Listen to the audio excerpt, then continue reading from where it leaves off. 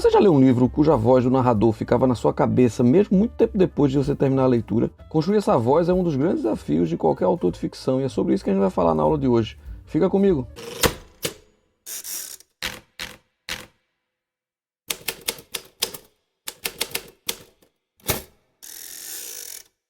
Olá! Uma voz narrativa é o som que se forma na mente do leitor enquanto ele lê. É o som da história. Os grandes livros têm sempre uma voz muito particular, que fica agarrada na sua cabeça como um riff de guitarra. Às vezes, por outro lado, um mesmo autor consegue, ao longo de sua obra, desenvolver uma dicção muito particular.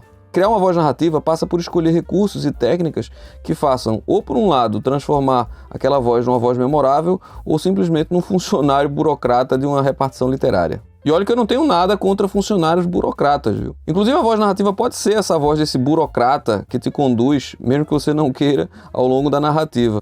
Quem não lembra do chefe, do procrastinador Bartleby? Prefiro não fazer. Talvez o inimigo mesmo seja a literatura de repartição, que é como eu chamo essa literatura meio repetitiva, pasteurizada. Mas como eu falei, cada obra pode ter um tom muito diferente e pode construir uma voz muito distinta. Para ficar só no Herman Melville, pense na voz do narrador de Moby Dick. É uma voz bem diferente daquela voz do chefe que quase enlouquece com o Bartleby. A voz, então, é como se fosse um espectro sonoro que mantém a sua atenção, ou que, na verdade, pode fazer, inclusive, que você desista do livro.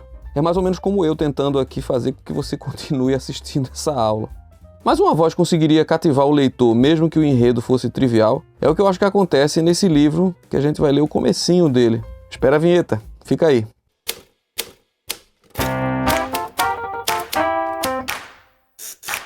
A gente vai ler agora um trecho do livro O Apanhador do Campo de Centeio, nessa edição aqui da Todavia, né, com a tradução do Caetano Galindo. Conta a história de Holden Caulfield, que é um adolescente de 16 anos, no pós-guerra, né, americano, e que recebe a notícia de que foi expulso do internato onde ele estuda. Ele não quer contar para os pais, e aí ele foge, volta para Nova York, mas passa 4 dias aí zanzando, tentando evitar o encontro definitivo em que ele vai ter que comunicar para os pais. Ele narra essa história numa casa de repouso, algum tempo depois, para o seu terapeuta. Vamos ler esse trechinho. Vamos lá.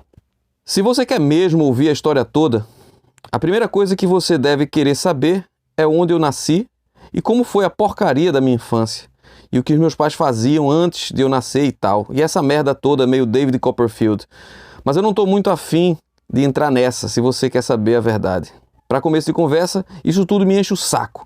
E depois, os meus pais iam ter 2 hemorragias, cada um, se eu contasse algum negócio mais pessoal lá deles. Eles são pra lá de sensíveis com essas coisas, especialmente o meu pai. Eles são bacanas e tal, e eu não tô dizendo que não, mas também são sensíveis que é o diabo. Além de tudo, eu não vou te contar a droga toda da minha autobiografia nem nada assim. Só vou te contar essa coisa demente que me aconteceu lá perto do Natal do ano passado, logo antes de eu ficar na pior e ter que vir pra cá pra relaxar um tiquinho.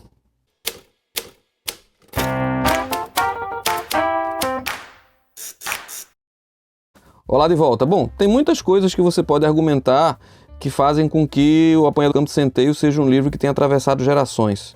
Particularmente, eu acho que a voz que Salinger conseguiu erguer, essa voz desse adolescente rebelde do pós-guerra americano, é talvez aquilo que mais marque O Apanhador do Campo de Centeio, muito mais do que seu enredo. Apesar da mudança que a gente pode ter de empatia com o personagem quando a gente descobre o seu drama, e eu não vou revelar nenhum spoiler. Mas como a gente poderia caracterizar essa voz de Holden Caulfield? Bom, é uma voz coloquial, e por coloquial eu quero dizer aquela voz que se aproxima mais da fala, que tem marcas da fala. O uso de palavrões ou de expressões que são comuns na fala, como as muletas linguísticas, são muito comuns nesse tipo de voz e conferem, de alguma maneira, uma certa amplitude vocabular que caracteriza essa fala. Mas sempre há o risco de você cair em maneirismos e usar essas gírias pode fazer com que seu texto fique datado. Claro que uma boa tradução pode sempre renovar uma leitura, mas você não vai esperar que seu texto seja traduzido para que ele não fique datado, não é? Talvez por isso eu acho que a sintaxe seja a maior arma que você pode utilizar para construir uma voz. Nesse caso aqui, construir essa voz coloquial. Volta a ler o trecho. Você vai ver que são frases curtas, que imprimem um certo ritmo na narrativa. Por exemplo, ele utiliza eventualmente desvios do padrão, e isso no inglês fica bem claro, né? Na tradução também, desvios que são milimetricamente pensados para construir a ilusão de que a gente está falando com esse adolescente cabuloso que é o Holden Caulfield. Antes de continuar, eu vou pedir para você curtir aqui o vídeo e, se gostou mesmo, se inscrever no canal. Basta clicar no íconezinho que está aqui do lado e receber as atualizações cada vez que eu postar um novo vídeo aqui.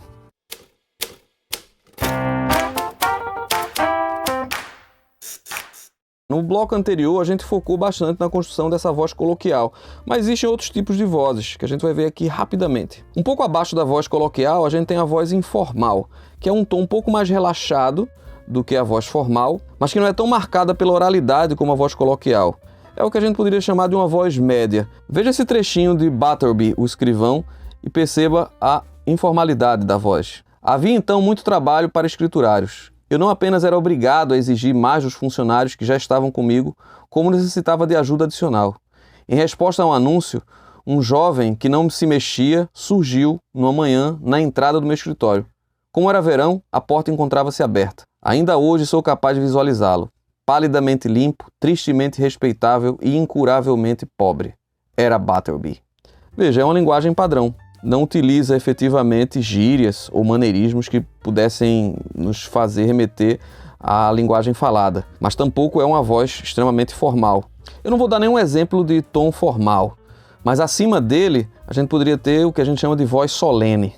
É aquela caracterizada por um tom quase bíblico, quase profético, e que, de alguma maneira, faz com que a narrativa adquira uma gravidade, um ritmo quase encantatório, como, por exemplo, o do narrador André, em Lavoura Arcaica, que a gente analisou no vídeo anterior e que eu coloco aqui no card para que você possa assistir, caso você não tenha assistido ainda esse vídeo. Para finalizar, eu ia deixar claro duas coisas. Primeiro, a gente deu aqui alguns exemplos de vozes, mas isso não quer dizer que se trate de um cardápio ou de uma lista definitiva. Cada autor vai construir a sua voz peculiar. Cada obra, na verdade, como eu falei, pode ter uma voz muito específica. E isso pode ser conseguido através de uma variação de tons, entre o solene e o formal, entre um formal e o coloquial. Encontrar a voz de uma narrativa é uma tarefa muito difícil. É algo que você consegue com a prática. Às vezes você escreve todo um romance numa determinada voz ou numa determinada dicção para descobrir que não era a voz correta. E aí você tem que voltar para o zero. Em segundo lugar, e aí falando especificamente da voz coloquial, o autor ou a autora precisam saber que a construção de uma voz é exatamente isso, é uma construção, ela não é a representação de uma fala real. Isso é essencial para evitar cair nas armadilhas de construir uma voz que soe falsa, no final das contas. Assim como o maestro manipula e imprime com seus gestos um tom particular para uma obra escrita há séculos, também o escritor pode, a partir da manipulação dessas vozes, construir a sua voz particular. É por isso que a literatura é inesgotável e a gente tem um compêndio das vozes que nos marcaram durante as leituras em nossa vida. Por hoje é só e até a próxima.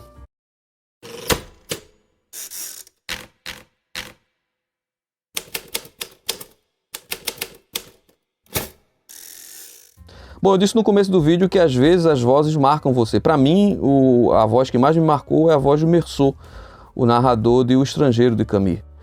E para você, qual foi a voz que mais te marcou? Deixa lá nos comentários e a gente se vê.